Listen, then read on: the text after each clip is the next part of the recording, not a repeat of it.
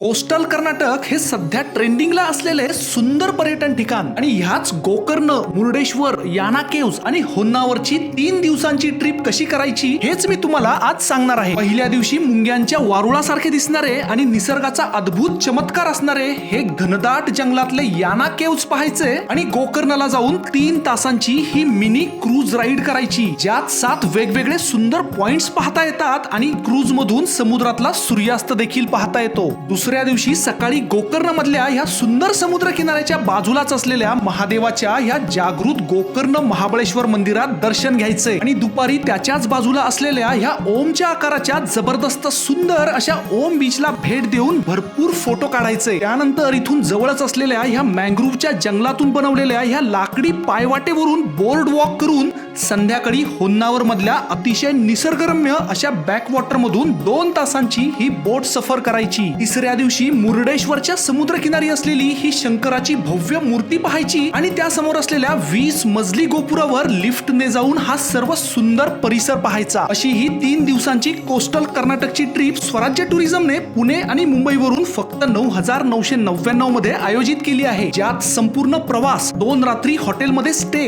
सर्व नाश्ता आणि जेवण, क्रूज राईड व बोट सफारीचा सर्व खर्च समाविष्ट असेल। आणि तुम्हालाही या ट्रिप मध्ये सहभागी व्हायचे असेल आणि ट्रिपच्या पुढच्या तारखा आणि डिटेल्स जाणून घ्यायचे असतील तर या दिलेल्या नंबरवर कॉल किंवा व्हॉट्सअप करा।